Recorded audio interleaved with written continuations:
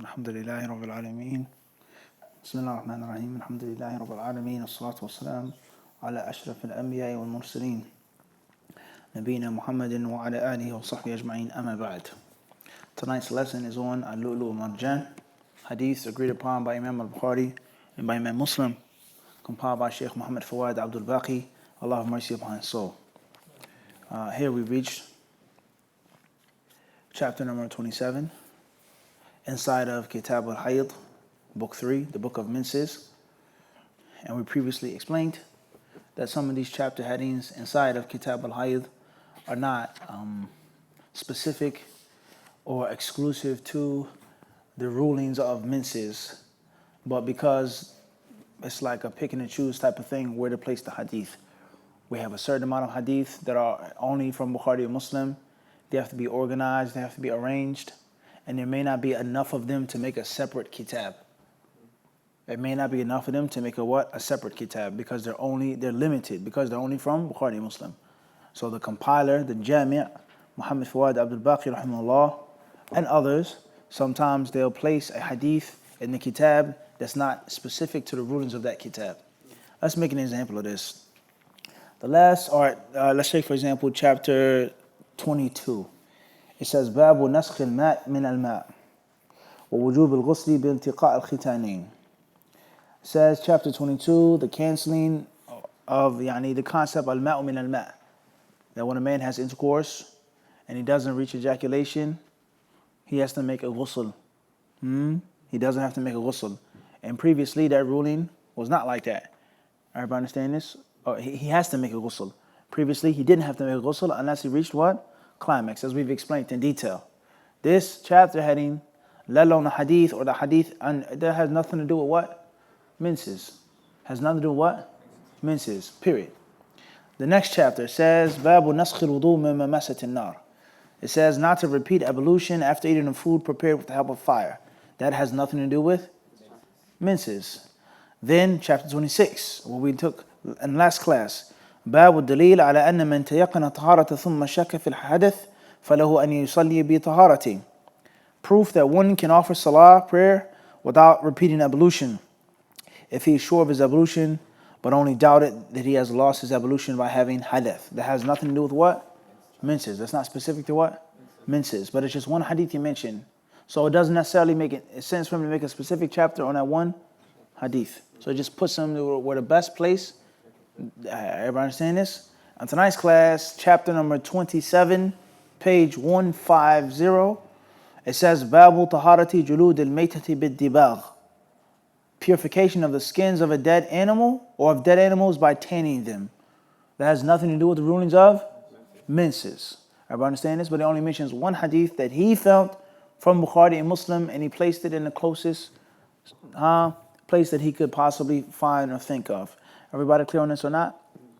And some of these points can be argued with, whereas there's some chapters in which there's 3 or 4 different hadiths. He could have made a specific kitab, but he may have said it's not enough to make a specific kitab. Everybody understand this? Khayran, inshallah.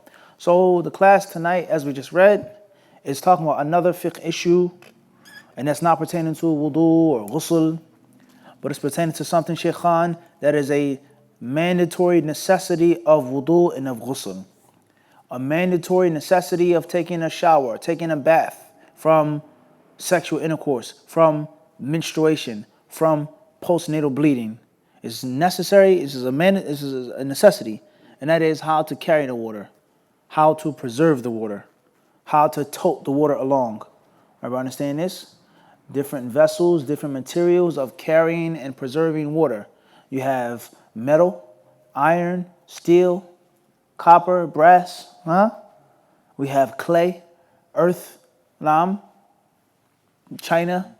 And then back in those days, and even now, but even back in those days, there was the skin of an animal. The skin of a what? Of an animal. A water skin, as they say. A water sack. Nothing from the animal was wasted. Everything was used one way or another.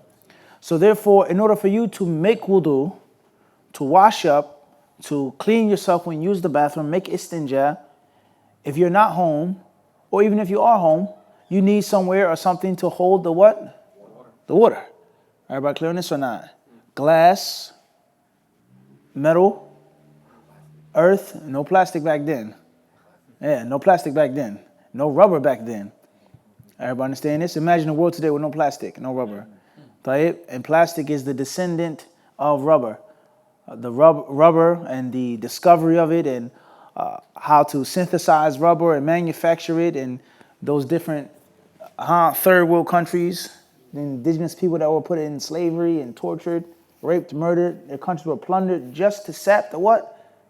Rubber from the trees. And you read history, you'd be shocked about the history of rubber and how difficult and how burdensome it was for people to, quote unquote, harvest rubber. It was very, very, very, very, very problemsome process of getting rubber. But rubber revolutionized the modern world. It changed the world. Everybody understand this? Rubber, tires. What would the world, what would the modern world be without what? What would you be without what? Tires, Uber, or whatever other company you work for. Everybody understand this? Where do tires come from?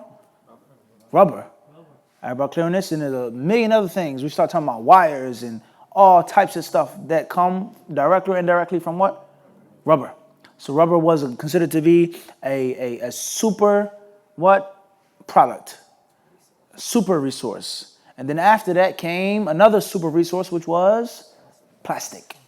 We all know plastic, many types of plastic coming from petroleum, one of the byproducts of oil, so on and so forth. And we don't get into the oil and how the world changed when there was a large resource of oil that was found in South America, in the African continent, in the Middle East, in the Far East, when oil was what? Was found in abundance. And you start talking about the Industrial Revolution, and when the different militaries and navies and air forces, everything was revolutionized, we need gas for these ships and these tanks and these things to deliver bombs upon people. And that can only come from oil.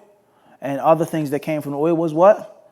Plastic. Light, easy, sturdy, transparent, easily molded. Plastic changed the what?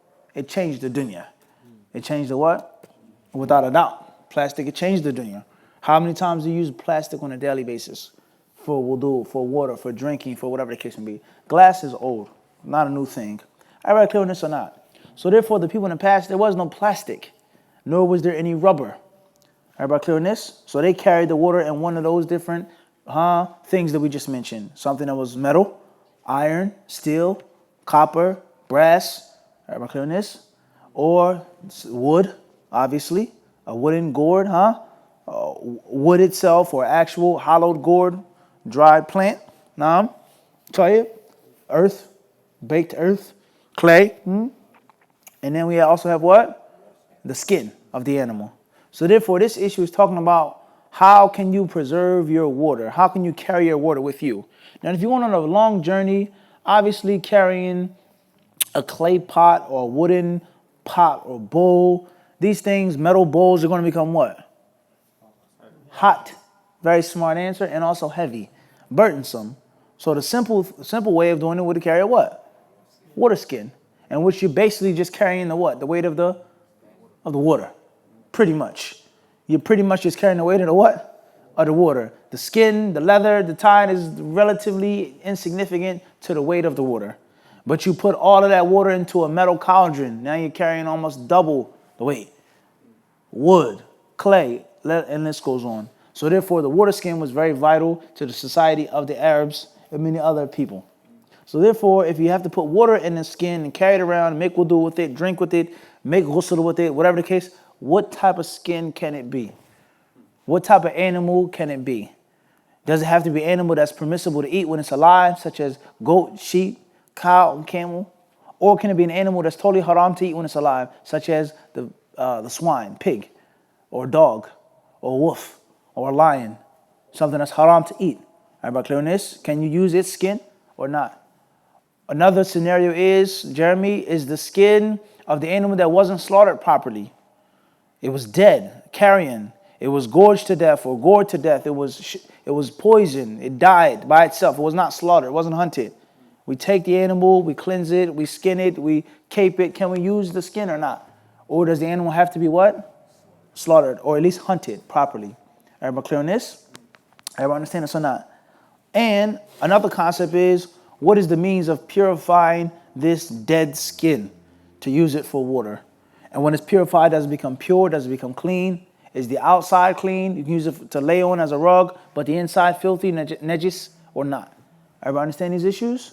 So this issue of the vessels and the issue of the wudu, of ghusl, minces, ghusl al-janaba, they're all what?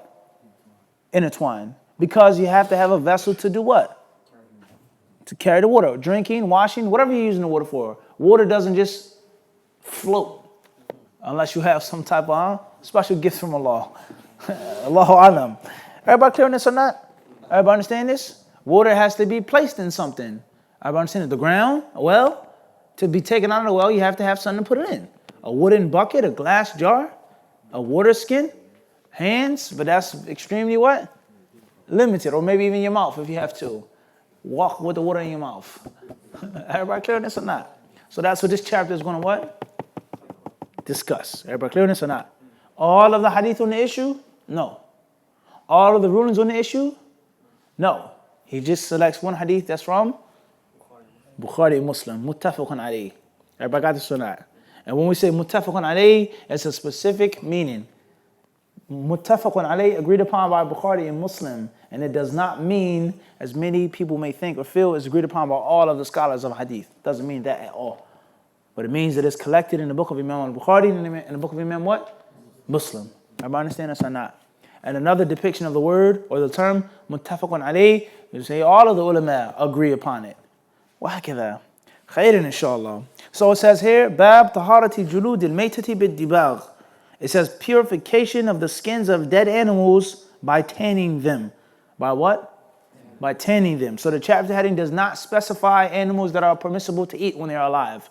It does not, the chapter heading, it does not specify animals that are permissible to eat when they're alive, such as a goat, goat skin, or such as a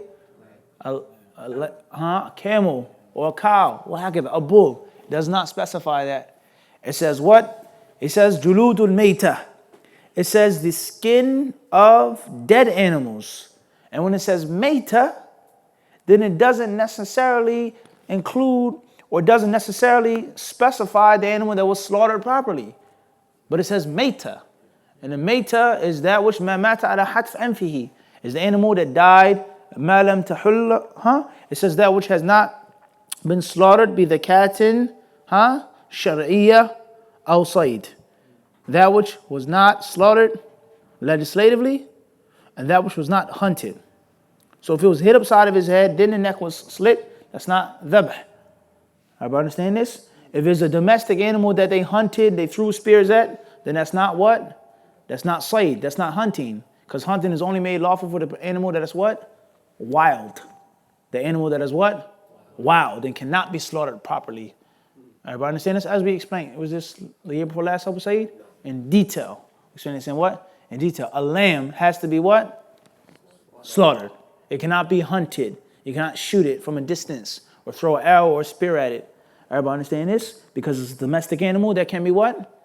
Slaughtered. A deer is a different what? I said, catch me if you can. Everybody understand this? I refuse to be on your plate tonight, the deer says. It takes a great deal of skill and patience to what? Hunt the deer. You can't hold it down and slaughter it. It's too noble of an animal. I'm not going to allow you to just cut my neck like that. The lamb, the goat, the sheep, they can do that, not me. This is a reality in the animal world. Everybody clear on this or not? Tayyib. So therefore, the animal that was not slaughtered properly, or the animal that was not hunted, is considered or called what? Mayta. It's called what? Mayta.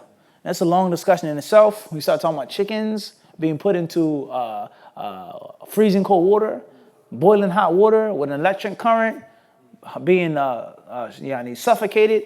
Tayyib. The animal is dead, but Islamically, it wasn't hunted, it wasn't slaughtered. The chicken is what? Mayta. It's what? It's mayta. And when it's considered to be mayta, it is a list of what? Ahkam, tantabiq, that are now applied to this mayta, such as not eating it, the blood being najis, the skin, together. The list of ahkam now what? Apply. And the same applies when an animal has been slaughtered or hunted properly. There are a list of rulings that now what? apply. Permissibility of eating its flesh, its skin. Is it blood? Is it najis? Is it not? About clearness or not? So therefore, the skin of the animal, can it be used? Can it be what? Can it be used or not? Khairan, inshallah. This is a very small, humble introduction with regards to this entire what? Issue. There's some of these things that the ulama of Islam agree upon, and other things of which they differ with regards to what skins can and be not used. As a brief example, Jamil, what skin can be used? Mathalan, if you were asked, can you play football with a pig skin? The skin has been tanned, it's been cured, it's been treated, it's been dyed, it's been stitched, but it came from what? Khinzir, a swine. Everybody understand this? So what will be your answer? Why?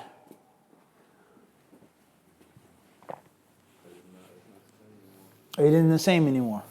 Okay. What will be your answer, Yusuf? Why? It's dead. Sharif? Ijma from the front row. What would you say, Sheikh Khan? Can be used. It can be used. Why can it be used? Because it's not something you consume. It isn't consumed. Right? Abu Saeed? I don't play football. You don't play football. Khair, inshallah. Okay, so no problem. Any hairbrush, board bristles, 100% authentic. You go to the barber shop. Okay, tired. No problem. Abu Sharif. The skin, once it's been dyed. Once it's been tanned. Okay, so that's one issue. And the ulama, they differ on what animal's skin can and cannot be tanned. The general rule, some say the skins of the animals that are what? Lawful to eat. They're the only ones that can be what? Used and purified through tanning. And they say that the pig, what? And others may say the exact. Everybody understand this? Or snakeskin shoes, methanin. Or snakeskin belt, even better than that, Jeremy. The prom, right? Gators, ostrich. But let's just stick with snakes right now. Snakeskin belt, snakeskin shoes, methanin. Can you eat a snake in Islam? Can I say something? Fadda. Of course. I think when we talk about something with anything that's touched by fire. It's different. Yeah, it's totally different. That's talking about wudu. That's not the same. Type, have some tea. Fadda.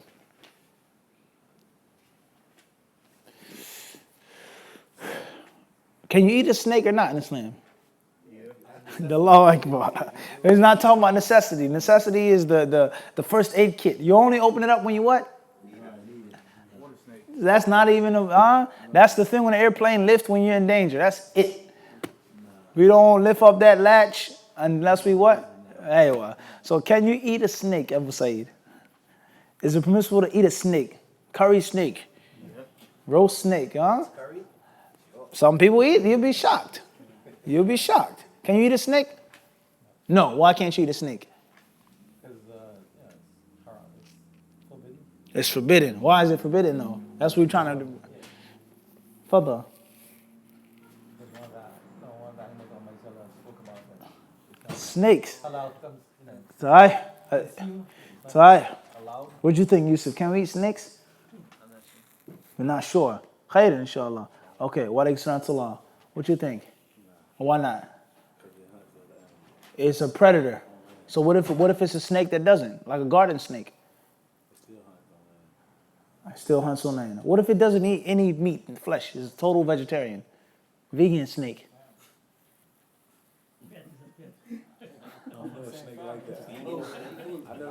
So we're shaky in the chapter of what? Foods.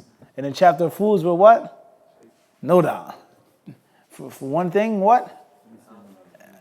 Everybody understand this? One concrete foundation supports what?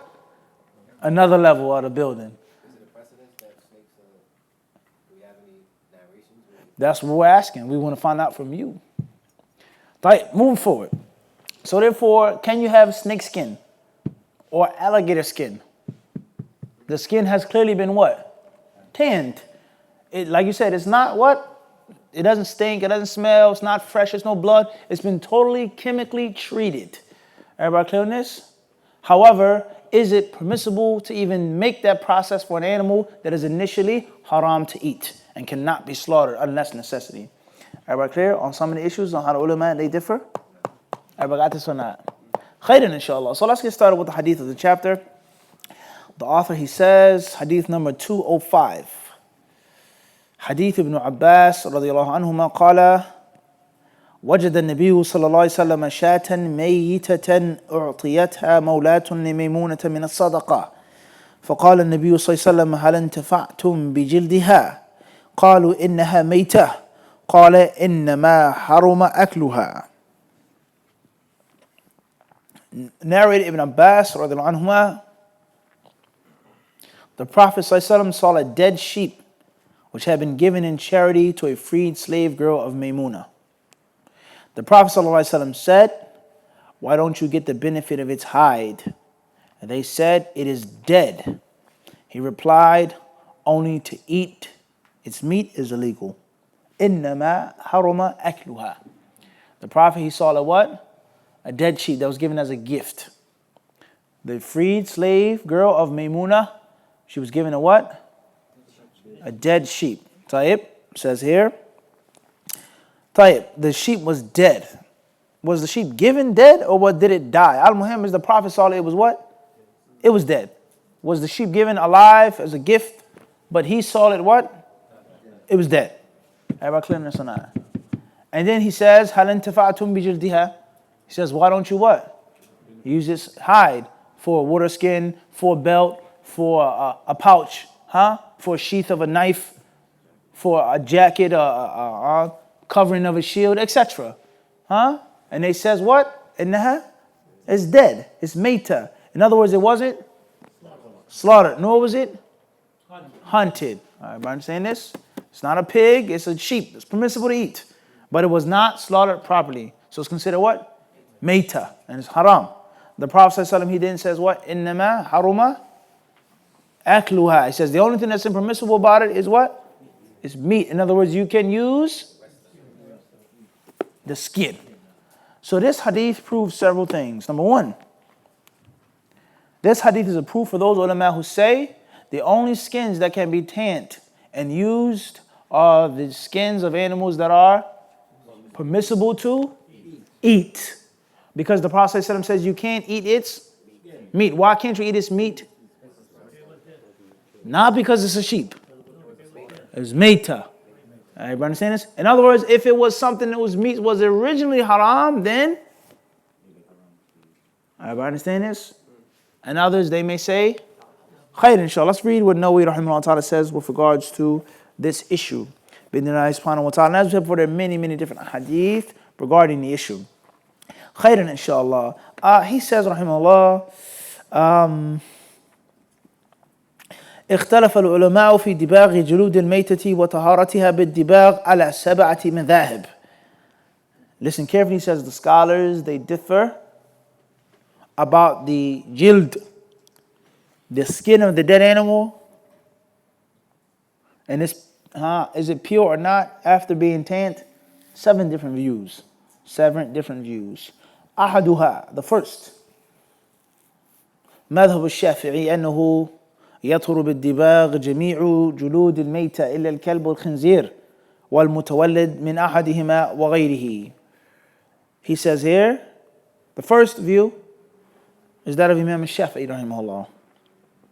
Any other view that all skins can be tanned and can be used, and they're pure, they're clean, with exceptions to the swine and the dog. The swine and the dog, or the dog and the swine. Or anything that comes from the two. Anything that comes from the what? From the two. Anything that comes from the swine, anything that comes from the what? The dog, such as what?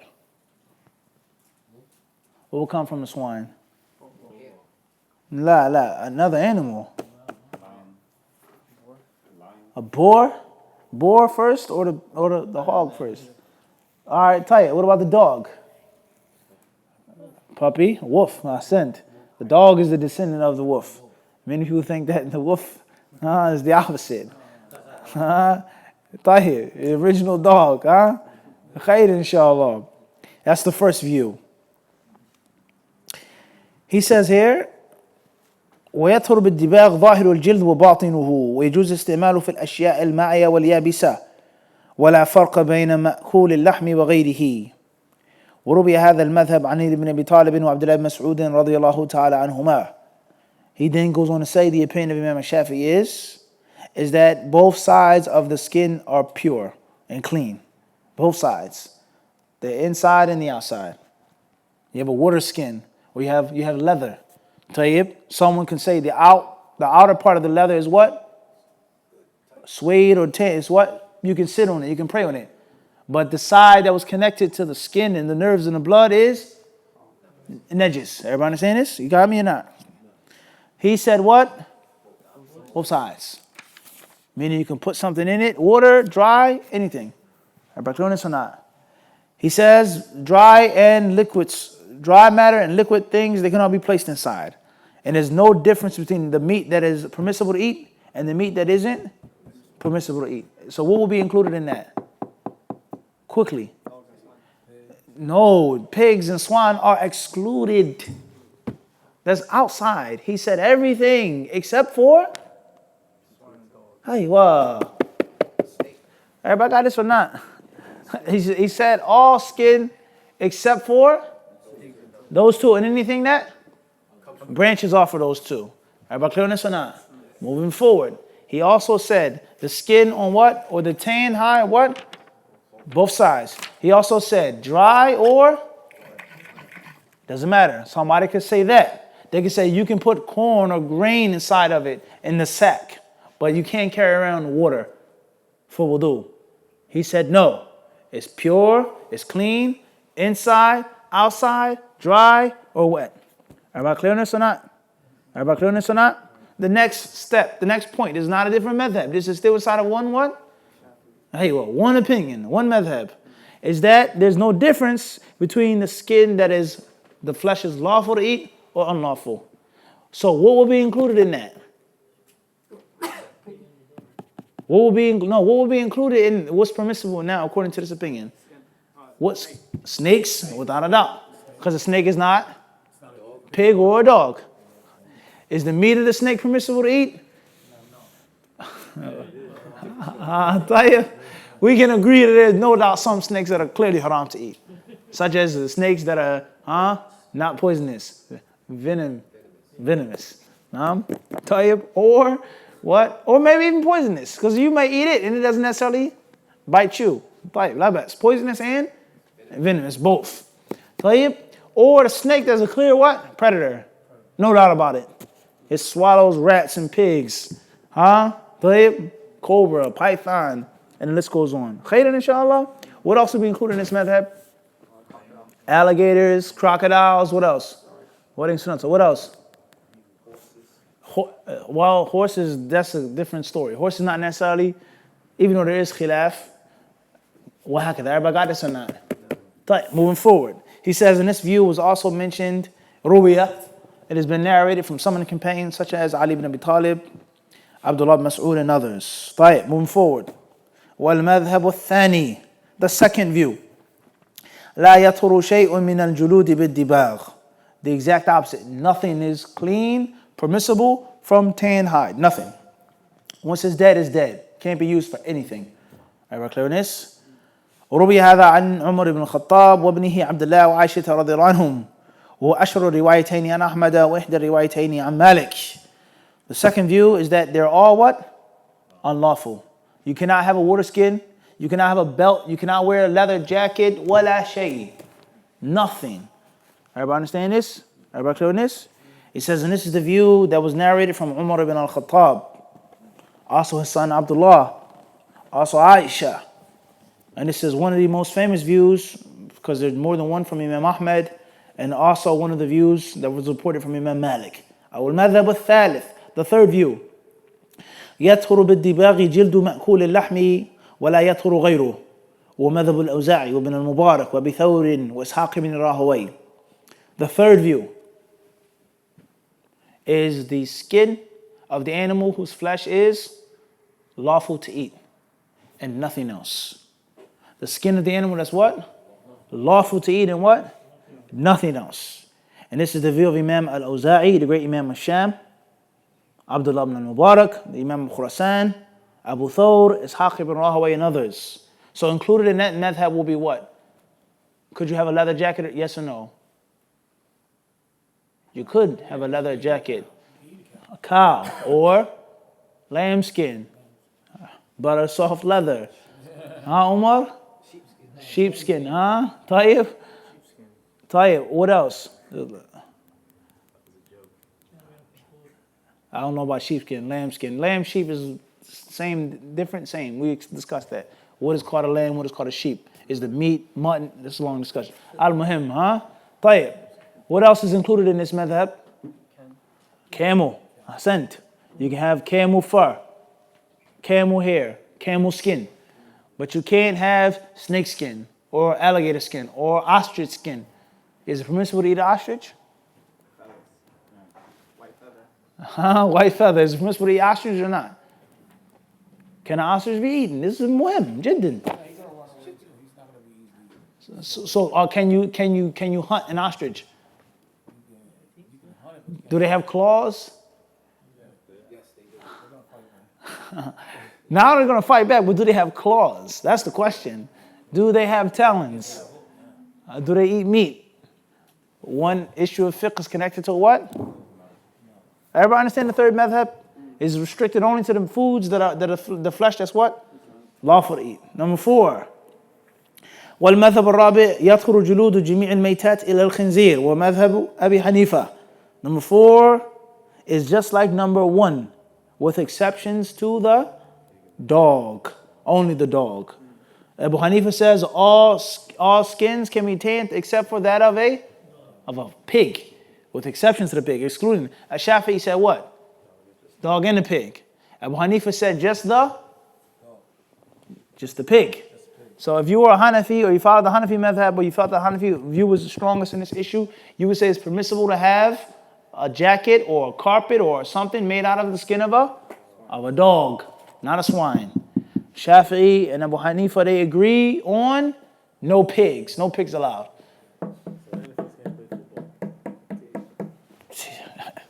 It is what it is, Yaki. Maybe they can wear gloves when they touch the pig skin. Or maybe it's synthetic football. But the actual Wilson, Super Bowl what? 50, which number are they on now? 52? Which Super Bowl, Yaki? Answer the question first. Don't act like you don't know the Super Bowl. Huh? I don't like football. 50. 51, they're on now. Tayyip, everybody clear this or not? Tayyip, you need more statistics, Jeremy, or is enough? Tayyip, so you say if you're a Hanafi, you can't play what? Can't play football if it's a pigskin. Everybody understand this? But if the football was made out of dog skin, according to Abu Hanifa, it would be permissible. Shafi'i said dog and pig. No. Everybody clear on this or not? Moving forward. والمذهب الخامس, the 5th madhab, يدخل الجميع إلا أنه يدخل ظاهره دون باطنه ويستعمل في اليابسات دون المائعات ويصلى عليه لا فيه وهذا مذهب مالك والمشهور في حكاية أصحابه عنه. He says here, the 6th madhab or the 5th madhab is that all skin, all hides can be tanned. All of them. Pig, dog, lawful flesh, unlawful flesh. Everybody understand this? However, the difference is that it's only the outside and not the inside.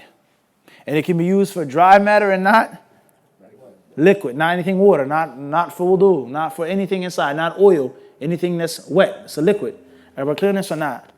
A person can make salat on top of it, but not make salat inside of it. He can't put it on. He can't what? Put it on. He can't have khufs made from this skin, but he can make salat on the outside. Everybody understand? This was the well-known view of Imam Malik, rahimahullah. So, opinion number 1, opinion number 4, and opinion number 5. What are the similarities and differences between the two?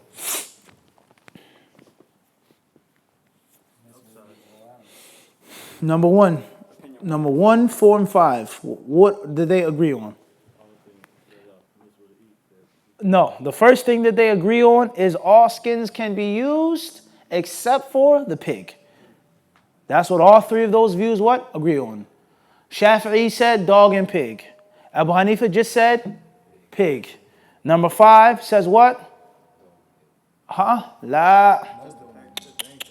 Rather, they don't agree. Just number 1 and number what? 3. Or 4. Which one? 1 and 4 agree on the what?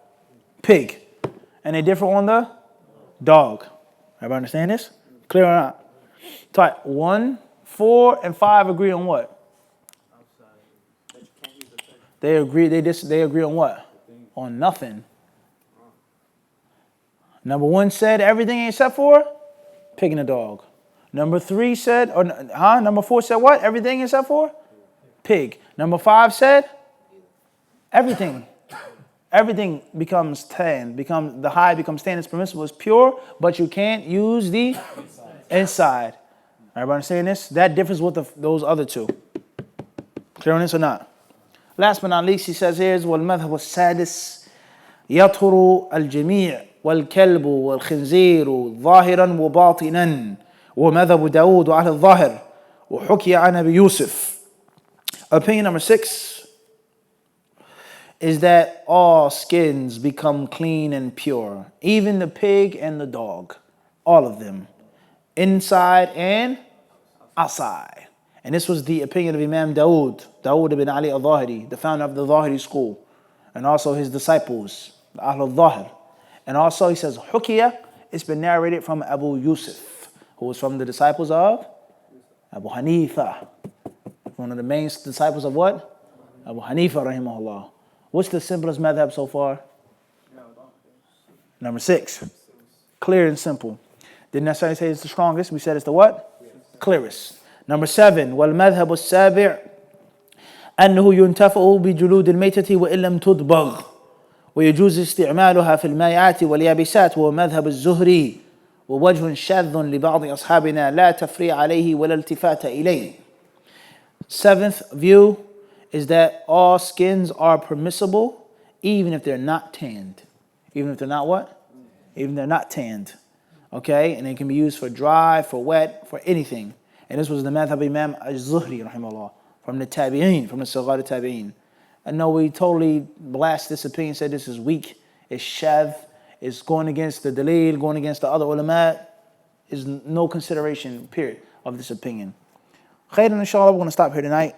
We can have a lesson just on these 7 views and understanding fiqh, comparative fiqh, how people who claim to follow madhab don't properly follow it and understand it. They say Maliki, but they do 50 things that Imam Malik said not to do. Or they stay away from things that Imam Malik may have said to do. They say, I'm Abu Hanifa when it comes to eating meats, but I'm not Hanafi when it comes to playing football. Mathalan, for example. That's a big problem among many Muslims. Most of the layman Muslims don't understand the proper rules and guidelines of blind following. They don't know the proper rules of how to be a muqallid, let alone how to be mujtahid. Everybody understand this? Let alone being an imam and being independent. They don't understand the proper principles of what? How to what? How to follow. They can't even follow the who or what? The leader. No. I said follow the leader. You forgot. I said what? Everybody understand this? They don't even know how to do that, how to follow the leader. Everybody understand this? Let alone the concept of having respect and how one issue could be so what? In and out, like wudu. The other day, we'll start with this. We were driving in a car. We'll leave the car anonymous. We'll leave the location anonymous. I fell asleep sitting down. And I was asleep maybe for some time. So one of the brothers said, Akhi, you got to make wudu. It's time to pray. I said, I was sitting down. I didn't break my wudu. He said, La, Sheikh. What is this at? Why are you making up stuff again? Again, huh? Show me where it is, so on and so forth. Then later on we discovered there were how many, 7 to 8 opinions on falling asleep and making wudu. So some fiqh issues can become what? Very deep. Khairan inshallah. Wallahu alam.